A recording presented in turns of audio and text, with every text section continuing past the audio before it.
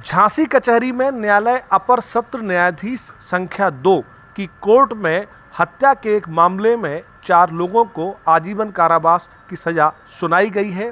30/6/2023 को गोलू उर्फ संतोष की हत्या की घटना अंजाम दी गई थी और झांसी के अंदर एक गुमनाबाड़ा के खाली प्लॉट में इसका शव गाड़ दिया गया था। घटना में रामस्वरूप, मयंक, अवधेश, दीपक और शरद का नाम सामने आया था, जिसमें से रामस्वरूप, मयंक, अवधेश और शरद को आजीवन कारावास सुनाया गया है। साथ ही दीपक को 1 साल की सज़ा सुनाई गई है। इसमें सबसे बड़ी गौर करने वाली बात यह है कि ये मामला बीते 6 महीने में डिसाइड हुआ है। आज जो 30 जून 2023 को संतोष और गोलू नाम का लड़का जो घर से गया था, वो घर से कानपुर की जाकर कह के गया था और वो गायब हो गया था। उसके बाद उसके घर वालों ने उसे काफ़ी खोजा।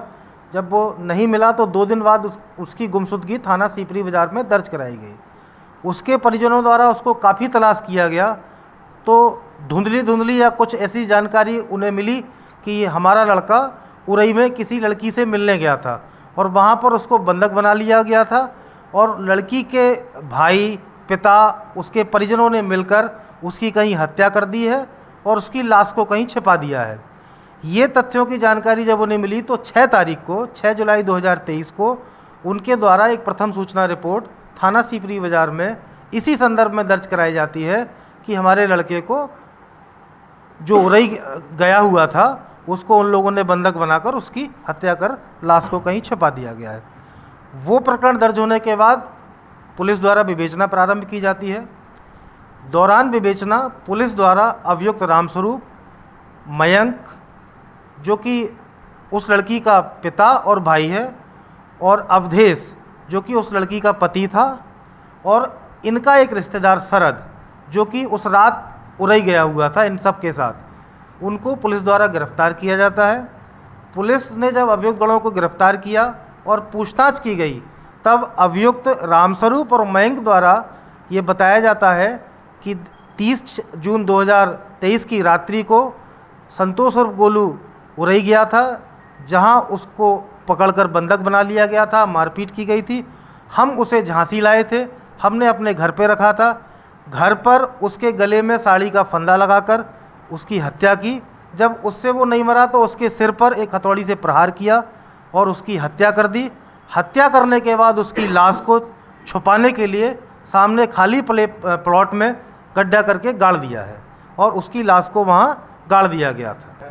तो ये केस जब विवेचना के उपरांत न्यायालय के समक्ष विचारण के लिए आया तो दौरान विचारण अभियुक्त मयंक की जब जमानत सत्र न्यायालय द्वारा निरस्त कर दी गई तो वह माननीय उच्च न्यायालय अपनी जमानत प्रार्थना पत्र के लिए गया, जहां पर माननीय उच्च न्यायालय द्वारा उसका जमानत प्रार्थना पत्र निरस्त कर दिया गया और विचारण न्यायालय को यह निर्देश दिया कि उक्त प्रकरण का विचारण समयबद्ध तरीके से 1 वर्ष के अंदर पूर्ण करना सुनिश्चित करें। यह माननीय उच्च न्यायालय का यह आदेश 18 जनवरी 2023 का है, जो 13 फरवरी 2024 को पत्रावली पर दाखिल किया गया। उस आदेश के दाखिले के उपरांत उसी दिनांक को अभियुक्त गण के विरुद्ध आरोप न्यायालय द्वारा विरचित किया गया। माननीय उच्च न्यायालय के आदेश के अनुपालन में वरिष्ठ पुलिस अधीक्षक झांसी द्वारा इस आशय का शपथ पत्र विचारण न्यायालय के समक्ष प्रस्तुत किया गया था कि वह प्रत्येक तिथि पर न्यायालय के समक्ष जो भी आवश्यक गवाह होंगे उन्हें प्रस्तुत करना सुनिश्चित करेंगे, जैसा कि उनके द्वारा किया भी गया।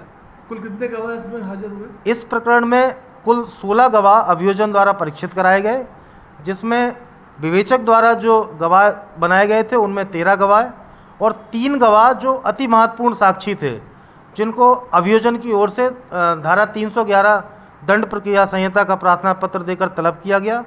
वो गवाह इस बात के थे कि जो मृतक है उसकी कॉल डिटेल जो विवेचना में संकलित की जा रही थी उसको संकलित किया गया था, तो 65B का सर्टिफिकेट अभियोजन को लगाकर साबित करना पड़ता है कि इसकी सत्यता है। इलेक्ट्रॉनिक एविडेंस की साक्ष्य को 65B साक्ष्य अधिनियम के प्रमाण पत्र के साथ साबित करना होता है। उस प्रमाण पत्र को वही व्यक्ति दे सकता है जिसके द्वारा वो डॉक्यूमेंट तैयार किया गया। तो जब अभियोजन ने प्रार्थना पत्र दिया तो उन कंपनियों के नोडल अधिकारी जो लखनऊ में पोस्टेड थे उनकी साक्ष्य कराई गई, जिन्होंने ये साबित किया कि हाँ ये CDR हमारे यहाँ से इशू की गई है जो सही है 65B के सर्टिफिकेट के साथ।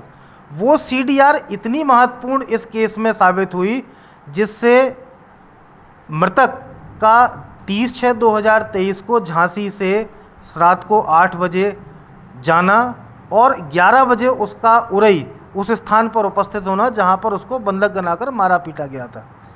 उसी 30 जून 2023 की रात्रि जो इसमें एक अभियुक्त है मयंक और शरद, ये दोनों 11 बजे जब वहाँ पकड़ा जाता है उसकी सूचना इन्हें मिलती है, उस सूचना पर ये यहाँ से जाते हैं तो इनके मोबाइल की रनिंग लोकेशन वहाँ पर आई है कि ये 9 बजे के बाद झांसी से रवाना हुए और लगभग 12 बजे उरई पहुँचे।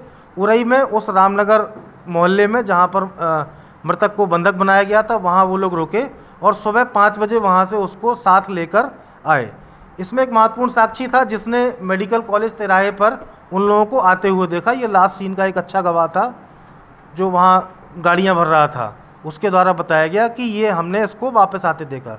ये अपर सत्र न्यायालय कक्ष संख्या 2 श्री विजय कुमार वर्मा जी के न्यायालय में इन अभियुक्त अवधेश, शरद, मयंक और रामस्वरूप को धारा 302 यानी कि हत्या, धारा 201 यानी कि हत्या कर साक्ष्य मिटाने और धारा 120B IPC यानी कि षड्यंत्र कर हत्या करने के आरोप में दोषित कर आजीवन कारावास और प्रत्येक अभियुक्त को लगभग 47,000 रुपये जुर्माने से दंडित किया गया है। जानकारी ये आई थी, दौरान विवेचना बहुत सारी चीज़ें नहीं आ पाई थी, लेकिन ये आया था कि मृतक जो है उसका विवाह से पहले ही किसी महिला के साथ प्रेम प्रसंग था, जो अक्सर जब उरई कानपुर की तरफ जाया करता था तो उसके घर वहाँ वो जाता था, मिलने जाता था। जब वो उस दिन घटना वाली रात को भी जब यहाँ से गया तो वहाँ पर वो पहुँचा तो उस महिला के पति और उस पति के उसके जीजा द्वारा वहाँ उसको पकड़कर बंधक बना लिया गया था। इसी वजह से ये घटना को अंजाम दिया गया।